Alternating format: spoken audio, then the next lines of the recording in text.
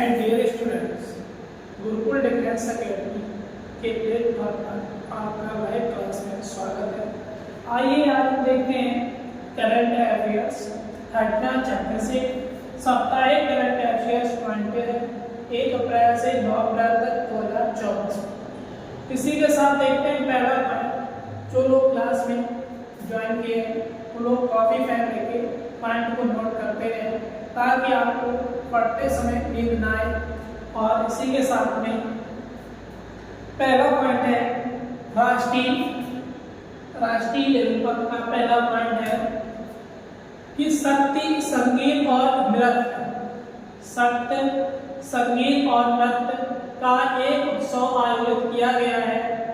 किस संस्था द्वारा 9 से 17 अप्रैल 2024 संगीत नाटक अकेडमी।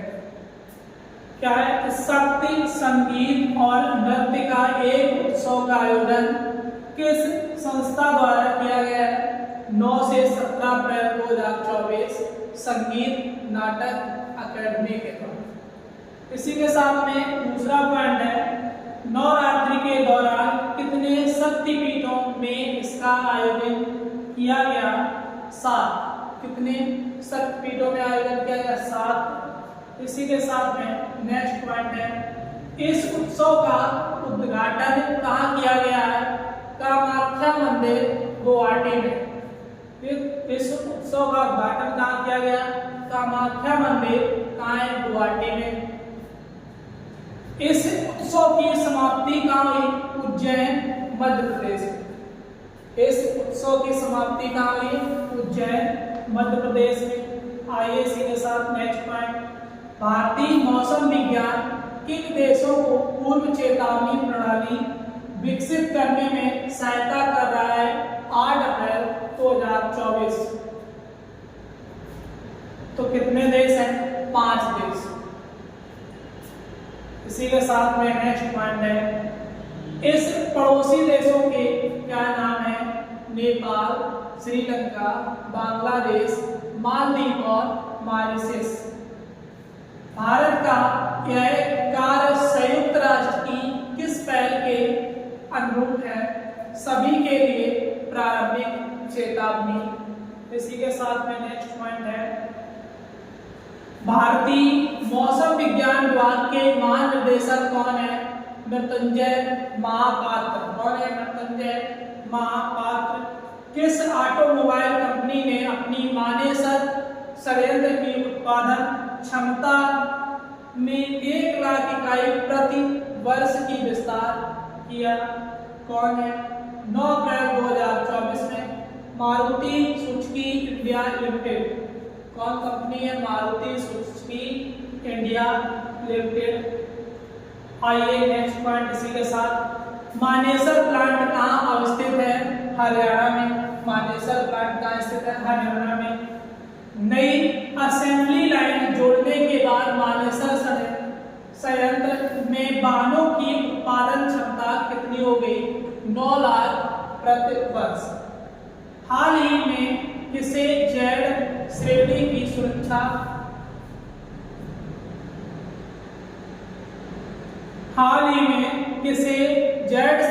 सुरक्षा प्रदान की गई? 9 अप्रैल 2024 को राजीव कुमार मुख्य चुनाव आयोग। इसी के साथ में अगला पॉइंट है यह सुरक्षा किसके द्वारा प्रदान किया जाता है? केंद्रीय गृह मंत्रालय के द्वारा। यह शिक्षा है किसके द्वारा? यह सुरक्षा किसके द्वारा प्रदान की जाती है? केंद्रीय गृह मंत्रालय के द्वारा। राजीव कुमार देश के कौन से मुख्य चुनाव आयुक्त हैं? 25वें। राजीव कुमार है ये देश के कौन से मुख्य चुनाव आयुक्त है? 25वें। इसी के साथ में नेक्स्ट पॉइंट है किस देश ने कुशीनगर एयरपोर्ट पर इंस्ट्रूमेंट लैंडिंग सिस्टम की मशीनरी की आपूर्ति की? 9 अप्रैल 2024 को रूस। आइए इसी के साथ में नेक्स्ट पॉइंट है इसका उद्देश्य क्या है? प्रतिकूल मौसम में विमानों की सुरक्षित उड़ान। अगला बालिका सशक्ति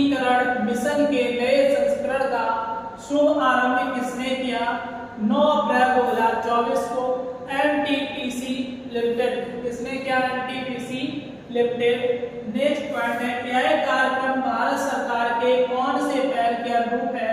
बेटी बचाओ बेटी पढ़ाओ पहल। कौन सी पहल? बेटी बचाओ बेटी पढ़ाओ। अगला पॉइंट है, आइए देखिए, लगातार बने रहिए लास्ट तक। और जो लोग भी लाइव क्लास पर देख रहे हैं और क्लास अच्छी लगे तो ज़्यादा से ज़्यादा शेयर कीजिए और लाइक कीजिए। और किस शहर के प्रमुख बाजारों में खाद्य सुरक्षा संबंधी पहलुओं पर जागरूकता अभियान शुरू किया गया? 8 अप्रैल 2024। कहाँ पर? नई दिल्ली में। नेक्स्ट पॉइंट है, यह कार्यक्रम किसने शुरू किया? भारतीय खाद्य सुरक्षा एवं मानक प्राधिकरण। यह कार्यक्रम किसने शुरू किया? भारतीय खाद्य सुरक्षा एवं मानक प्राधिकरण। आइए इसी के साथ नेक्स्ट पॉइंट है, किस भारतीय डॉक्टर को अमेरिकन सर्जिकल एसोसिएशन की फेलोशिप प्रदान की गई? 6 अप्रैल 2024 को डॉक्टर रघुराम पिल्लारी सेट्टी। कौन है? डॉक्टर रघुराम पिल्लारी सेट्टी। आइए इसी के साथ नेक्स्ट पॉइंट है, डॉक्टर रघुराम ने स्तन रोगों के निदान हेतु KIMS उषा लक्ष्मी केंद्र की स्थापना कहाँ की? हैदराबाद, तेलंगाना में।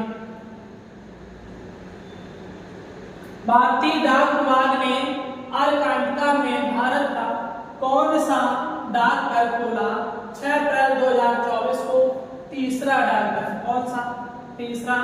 इसे किस स्टेशन पर खोला गया? भारतीय। किस स्टेशन पर? भारतीय स्टेशन पर। इसका नेक्स्ट पॉइंट है, पहला डाकघर कब और किस बेस स्टेशन पर खोला गया था? वर्ष 1984 में दक्षिण गंगोत्री पर। कहाँ पर? दक्षिण गंगोत्री पर। कब? वर्ष 1984 में। दूसरा डाकघर कब और कहाँ खोला गया? वर्ष 1990 में मैत्री अनुसंधान केंद्र पर। वर्ष 1990 में मैत्री अनुसंधान केंद्र पर। आइए इसी के साथ में नेक्स्ट पॉइंट है,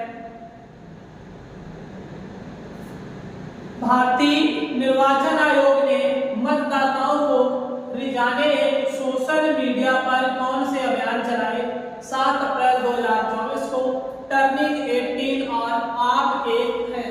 टर्निंग 18 आप एक हैं। ये अनूठे अभियान किस थीम पर आधारित है?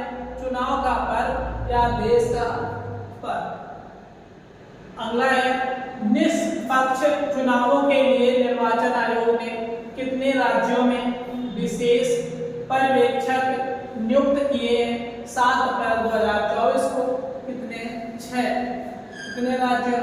ये राज्य कौन कौन से हैं? ये राज्य कौन कौन से हैं? उत्तर प्रदेश, बिहार, पश्चिम बंगाल, उड़ीसा, महाराष्ट्र और आंध्र प्रदेश। कौन कौन से राज्य हैं? उत्तर प्रदेश, बिहार, पश्चिम बंगाल, उड़ीसा, महाराष्ट्र और आंध्र प्रदेश। आइए इसी के साथ में नेक्स्ट पॉइंट की ओर बढ़ते हैं। नेक्स्ट पॉइंट है, उत्तर प्रदेश के सामान्य विशेष और पुलिस विशेष पर्यवेक्षक कौन है? क्रमशः अजय वी नायक, पूर्व IAS, और मनमोहन सिंह, पूर्व IPS। इसी के साथ में नेक्स्ट पॉइंट है, लद्दाख के लेह जिले में शांति और सार्वजनिक शांति बनाए रखने के लिए क्यों धारा 144 लागू की गई? 5 अप्रैल 2024 को विरोध प्रदर्शन के कारण। वहां चल रहे धरने और अनशन पर बैठे प्रसिद्ध पर्यावरणविद कौन है? सोनम वांगचुक। कौन है? सोनम वांगचुक। इन्होंने इसे किस नाम से संबोधित किया? Climate first. Climate first. अगला है इसी के साथ में, लद्दाख में पश्मीना मार्च किस समस्या के चलते निकालने का निर्णय लिया गया? चरागाह भूमि। कौन सी? चरागाह भूमि। महिला नियंत्रण मतदान केंद्र स्थापित करने का आदेश किसने जारी किया? 5 अप्रैल 2024 को भारत निर्वाचन। इसी के साथ आइए देखते हैं नेक्स्ट पॉइंट, प्रत्येक निर्वाचन क्षेत्र में कितने ऐसे मतदान केंद्र स्थापित करने का निर्णय लिया गया? 10%। परमाणु ऊर्जा आयोग के अध्यक्ष के अनुसार भारत का लक्ष्य वर्ष 2047 तक कितना परमाणु ऊर्जा उत्पादन का है? 3 अप्रैल 2024 को 1 लाख मेगावाट का। 1 लाख मेगावाट। परमाणु ऊर्जा आयोग के अध्यक्ष कौन है? A.K. मोइती। परमाणु ऊर्जा के अध्यक्ष कौन है? A.K. मोइती। किसने कहा भारतवर्ष 2005 के अंत तक यूरिया का आयात बंद कर देगा? 5 अप्रैल 2024 तक। मनसुख मंडाविया, केंद्रीय रसायन और उर्वरक मंत्री। ये क्वेश्चन इंपॉर्टेंट है, पॉइंट।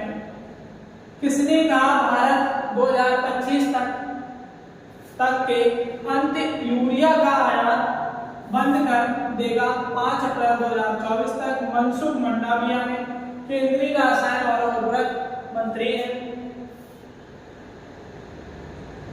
देश में यूरिया उत्पादन वर्ष 2014-15 में 225.08 लाख टन से बढ़कर 2022-23 में कितना हो गया है?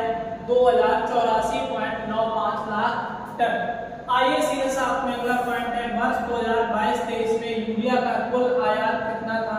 75.8 लाख टन। इसी के साथ में आइए नेक्स्ट पॉइंट है, वर्ष 2022-23 में भारत को घरेलू मांग का कितना यूरिया आयात करना पड़ा? लगभग 30%। यूरिया आयात के मुख्य स्रोत कौन से देश हैं? ओमान, कतर, सऊदी अरब और यूएई। 5200 वर्ष पुरानी हड़प्पा बस्ती के साक्ष्य कहाँ मिले? 5 अप्रैल 2024 को कच्छ, गुजरात में। 5200 वर्ष पुरानी हड़प्पा बस्ती के साक्ष्य कहाँ मिले? कच्छ, गुजरात में। किसके नेतृत्व में यह साक्ष्य उजागर हुए? अभियन GS और राजेश SV, केरल विश्वविद्यालय। हाल ही में खबरों में रहा पैरा फसल प्रणाली, पैरा क्रॉपिंग क्या है? बहुफसलीकरण की विधि।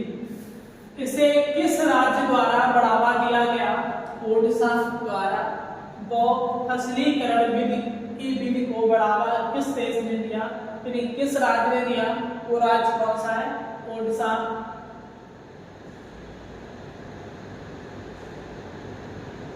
आइए इसी के साथ नेक्स्ट पॉइंट, पैरा फसल प्रणाली को किसके द्वारा बढ़ावा दिया जा रहा है? चावल प्रति पहल। किसके द्वारा health of the nation report 2024 जारी किया गया? 3 अप्रैल 2024। Apollo hospital. कौन सा है? Apollo hospital. इस रिपोर्ट में किस जोखिम पर प्रकाश डाला गया? कैंसर। किस पर डाला गया? कैंसर पर। आइए, भारत में किस शहर के तट पर 210 कृत्रिम शहर भित्ति स्थापित करने की घोषणा की गई है? तो कौन सा स्टेशन है? शहर कौन सा? मुंबई। भारत में किस शहर के तट पर 210 कृत्रिम शहर भित्ति स्थापित करने की घोषणा की गई? कौन सा शहर है? मुंबई। कौन सा है? मुंबई। आइए इसी के साथ में नेक्स्ट पॉइंट है, आयुष्मान भारत स्वास्थ्य खाता क्या है? खाता नंबर। इसका उपयोग क्या है? व्यक्ति के सभी स्वास्थ्य रिकॉर्ड को जोड़ना। इसका क्या उद्देश्य है? एक डिजिटल स्वास्थ्य परिस्थिति तंत्र बनाना।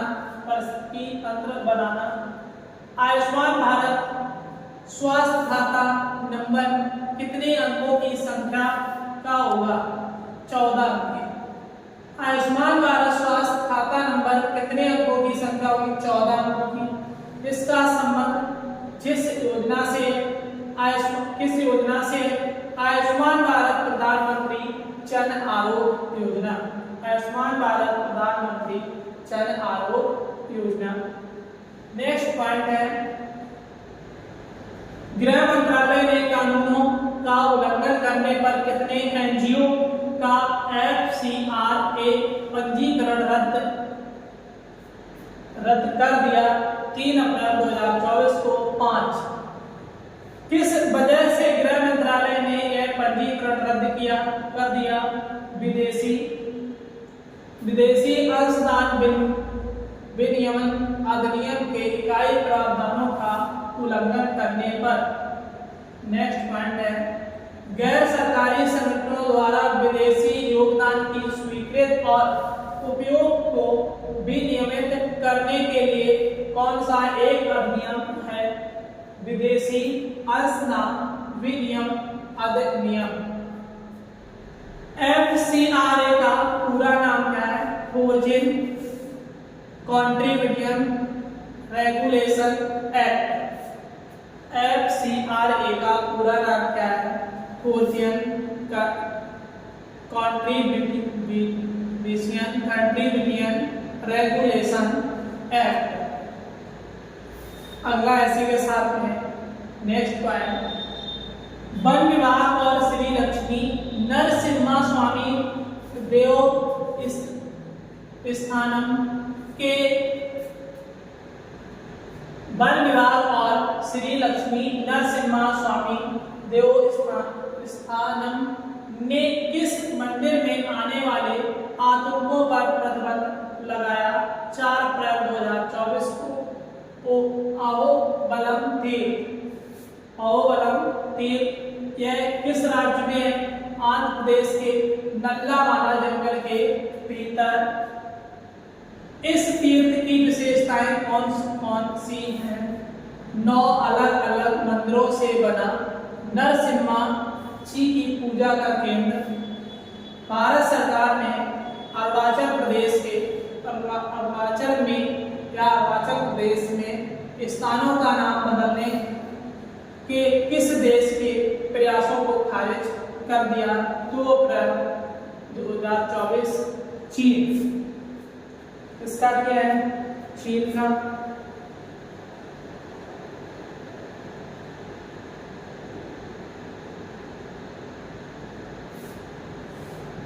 आइए इसके साथ नेक्स्ट पॉइंट, चीन अरुणाचल प्रदेश को कौन से दावे पर अपना भाग बताता है? दक्षिण तिब्बत के रूप में।